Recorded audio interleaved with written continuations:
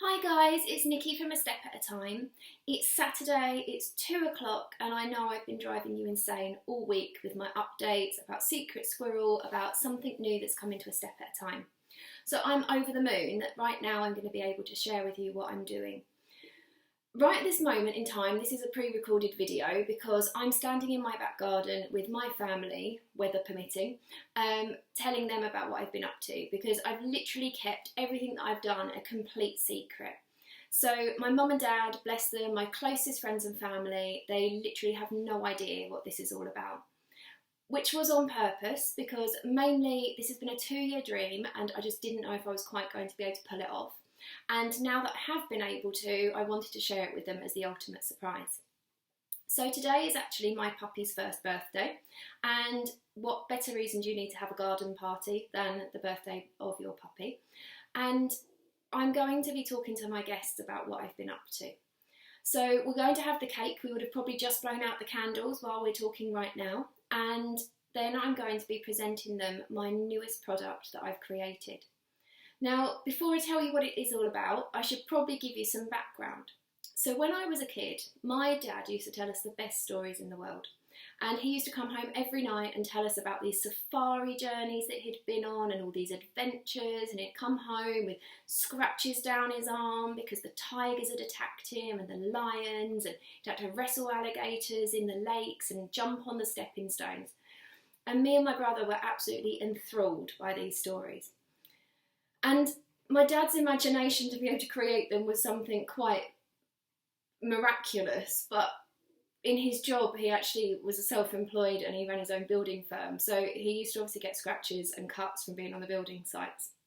But we didn't know any better, and as far as we were concerned, our dad had the best adventures every single day. As we got older, my dad's storytelling got even more and more bizarre and diverse. One day when I was quite young, he actually told me that he'd been at work all day, and I said, "Oh, where have you been?" And he said, "Well, I've been to Stonehenge. I had to go and line up the stones from where I built it a few years ago." I'm so glad that I was old enough to be able to read and didn't go into school to tell my teacher my dad built Stonehenge, because that would have been a little bit embarrassing, but it kind of gives you some insight into what my childhood was like, and I wouldn't change it for the world. As I got older, I spent most of my career working in childcare and teaching, so I spent over 10 years working with children from 0 to 5 and then lecturing 16 to 19-year-olds.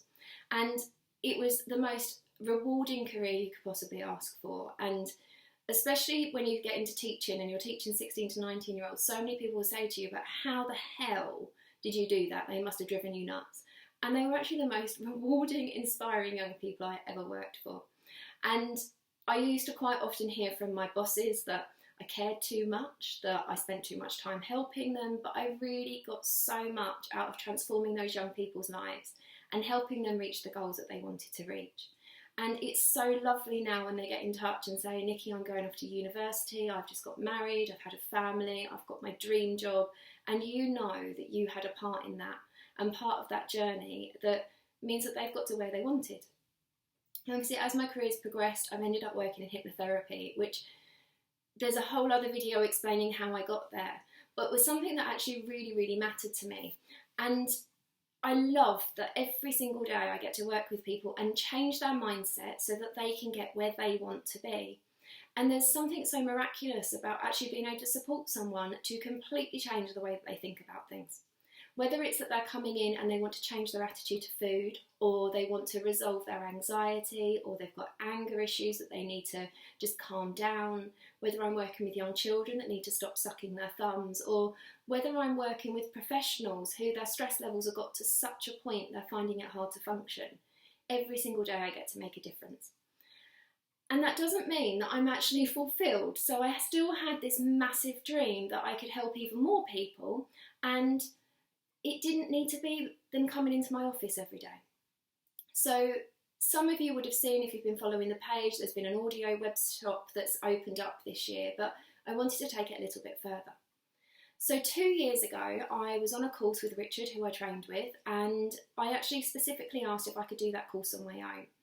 And he sort of gave me that, "Well, why couldn't you do it with everybody else look?" But I was really quite adamant that this course was really important to me and I wanted to pay the extra money, and I was quite happy to do it one-on-one with him.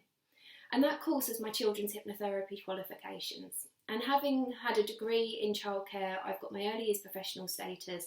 I really did work my way through that to then become a lecturer and teach. It was something that was actually really a great passion for me and something that I'm really, really motivated to help young people.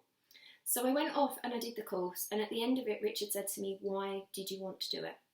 It was the 22nd of December, and it was so close to Christmas. I'd literally just given up my teaching job.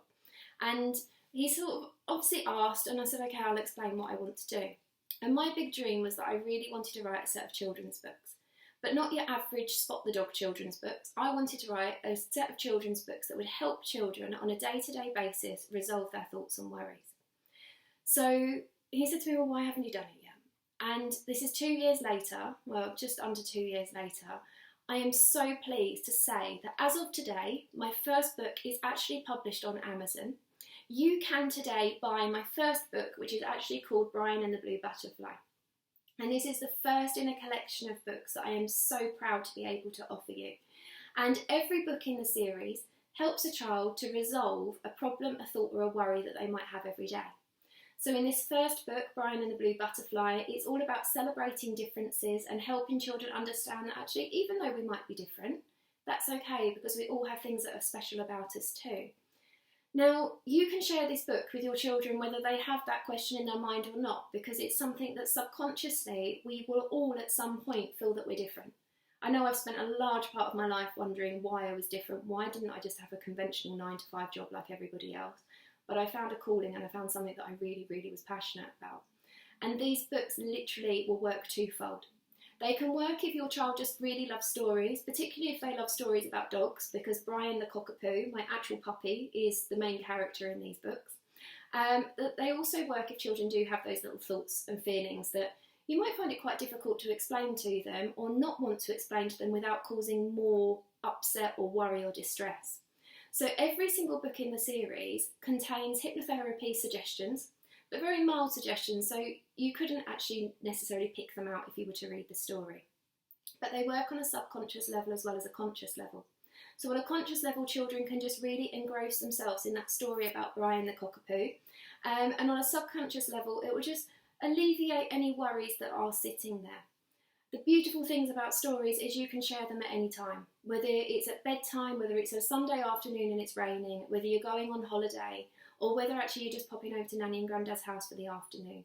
But every single book has literally been created with such love and care, and there's something that I'm so passionate about, and I literally have slaved for hours to create.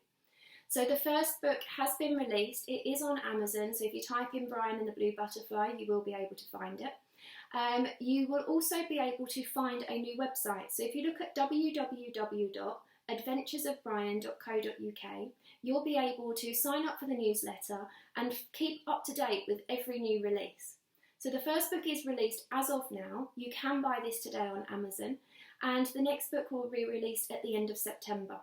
So if you do purchase it today and your children love it as much as I hope they will, then do sign up for that newsletter at www.adventuresofbrian.co.uk and keep in touch with us and find out what's next in the Adventures of Brian so that you can collect the series of books. I really hope that you enjoy them as much as I've enjoyed writing them. I'm off to go and talk to my family because I think they're going to kill me, but I'm sure that they'll be really happy for me too.